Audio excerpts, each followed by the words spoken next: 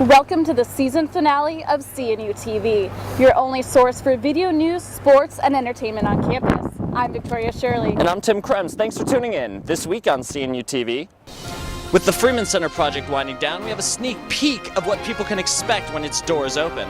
And this year's Relay for Life set a record in attendance for funds and people at the event. With summer break fast approaching, we hit the streets to find out what students have in store for their vacation.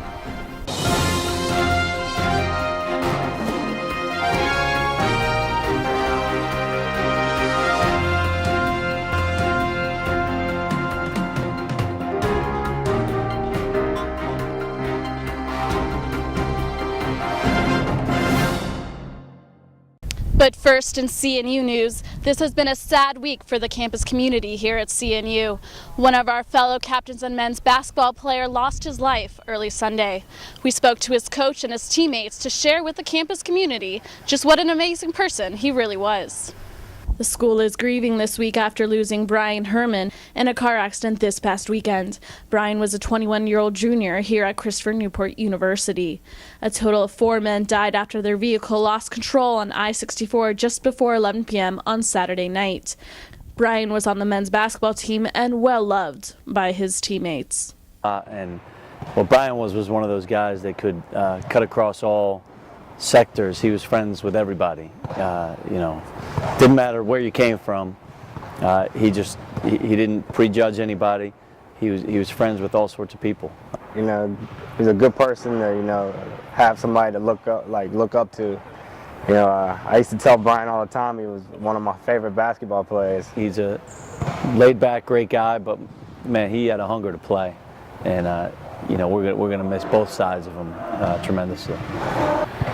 He will be missed, and it's a bond that I would cherish for the rest of my life. It was memorable. He's a goofy guy, just like the rest of us. We like to play around, have fun, I'm gonna miss him. Nobody ever would thought a 6'5" guy would be so goofy like he was, but he really was goofy, and he was just a real good person. He had a good heart. I think he brought the best out of people. It's a big loss for everybody.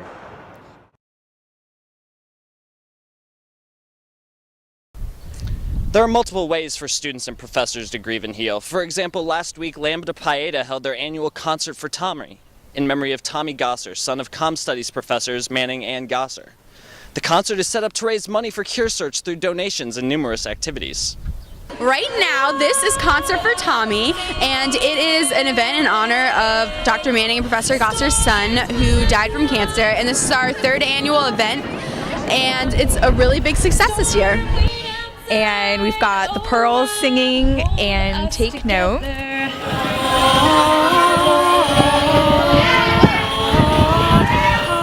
And we have 13 organizations also supporting the cause, and all the proceeds are going to Cure Search. We have 13 organizations co-sponsoring with us. Some of the organizations are CAB, ASA, Ballroom Dancing, STAND, a lot of different organizations. So we are raising money for Cure Search, which is a foundation that does research on cancer to find a cure.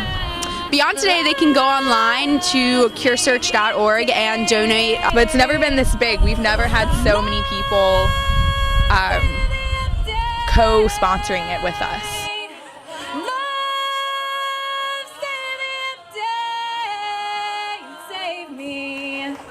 And if you're interested in donating to Cure Search, you can make donations at www.curesearch.org or follow the link on the CNU TV webpage. In other news, this year's Relay for Life had an unprecedented turnout, with over 1,000 participants and nearly 100 teams. Cassie Vinch has the story of why this year's event was so successful.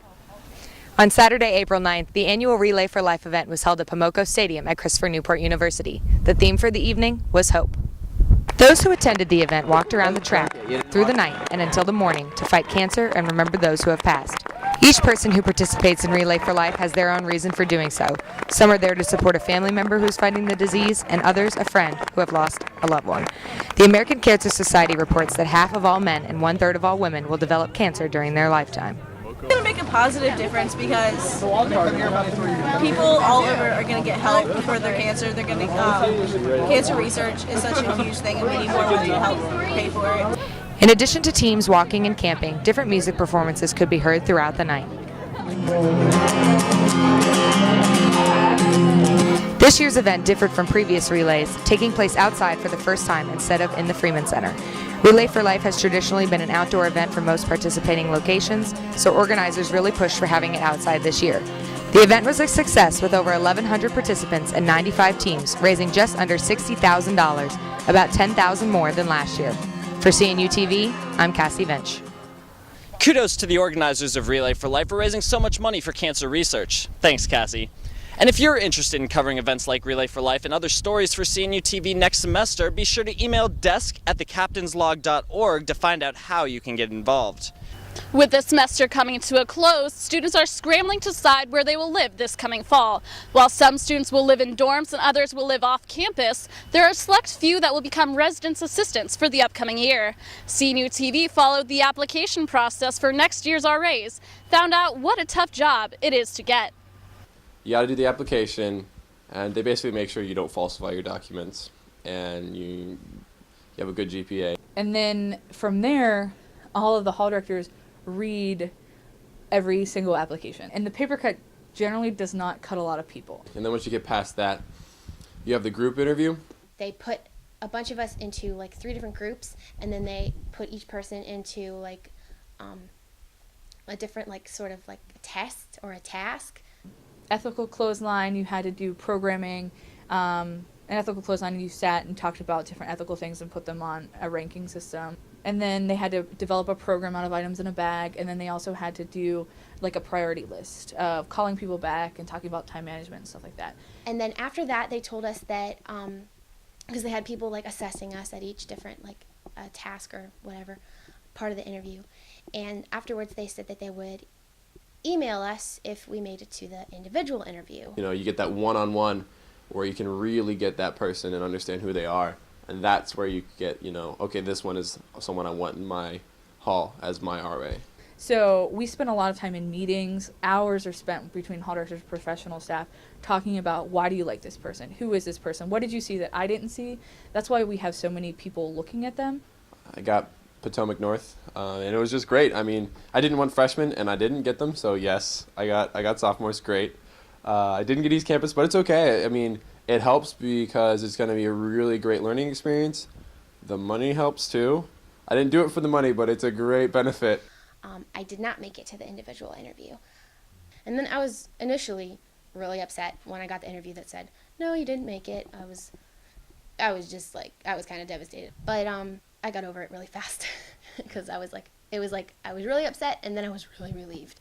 Like I said, I mean, I wish that they had called me in to tell me why I didn't get the job, because then I would have understood so that I could know for next time if I was going to try for it again, because there's a possibility that I might. If they're dismayed and they want to continue in the process and they're sad that they didn't get it, that they need to continue to be in the eye of the hall directors. I think it's not us saying that we didn't like you or you're tragically flawed or anything like that. And turns out I'm really glad that I didn't get chosen for it, because it really would have been a lot, and I wouldn't really have been able to do a lot of the other stuff that I'm currently involved in. My parents and we knew that if I didn't get RA, I probably would not have come back to CNU, and it secured my situation here at CNU, and secured in my head and solidified in my head the idea that God wants me here at CNU.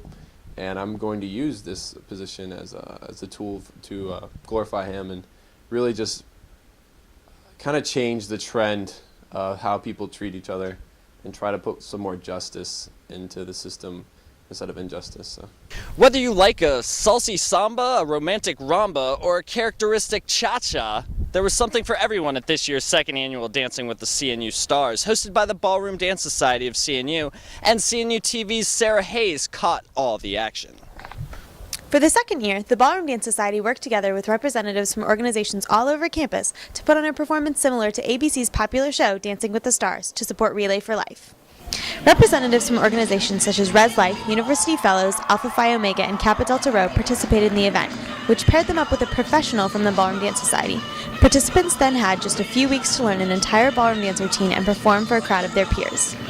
But the event didn't come together easily. Co-coordinators senior Brian Field and sophomore Derby Sale put in a lot of hard work to make the event run seamlessly. It was a lot of hard work, and we met every week for like 2 months straight, but I'm glad we got it pulled together. Yeah, definitely came together very well in the end. Contestants continued to raise money until Tuesday, April 5th, and the top 3 competed in a results show at Relay for Life. The winner, Alpha Phi Omega's Louisa Andrusco, enjoyed her experience and raising money in the process. I had a great experience. My partner was really patient with me. I had never danced before in my entire life, so it was a first for me. And everyone I knew and all my family was really supportive, so it was like the best experience of my senior year. This year's event was a major success, raising more than double what was raised last year. Be sure to check out this annual tradition when it comes around next year. For CNU TV, I'm Sarah Hayes.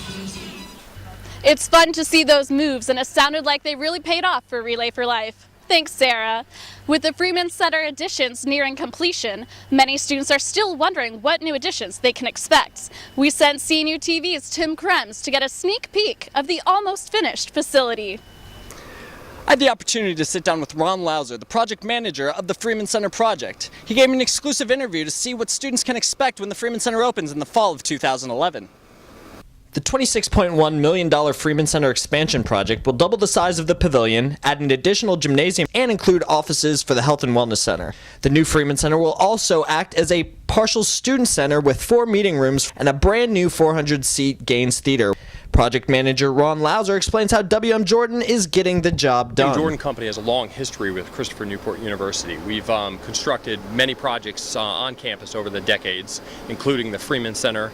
Our start date, we were awarded and got started with the project in January of 2010, and we intend to complete the project late May 2011. So we're hopeful to have everything wrapped up, finished, for everybody to come back in school, and the university will still get to utilize the facility over the summer months.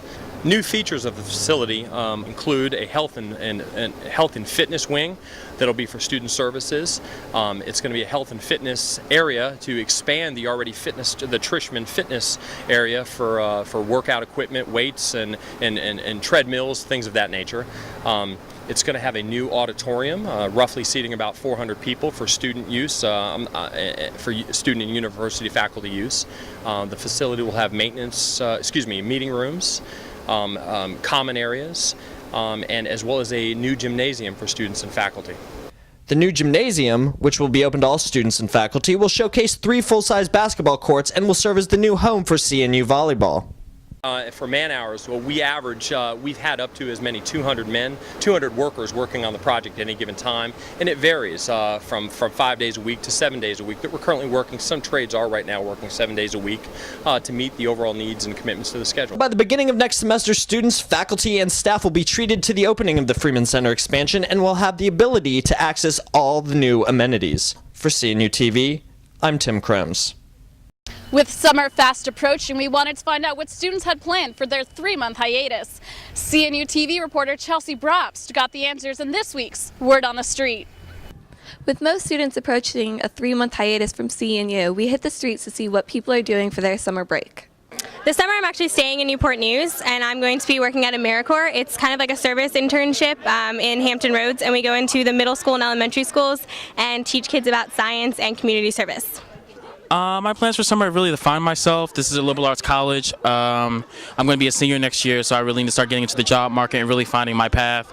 I know that I'm a communication English major, but I really do need to start finding that beat. I really want to do some other things as far like in the community and helping kids also find themselves as I begin my journey to adulthood. I'm taking a class during extended spring semester and working at Einstein's, and then I'm going home to work at the YMCA. Well, that does it for this season of CNU TV. Thanks for making us your primary source for video coverage of CNU news, sports, and entertainment.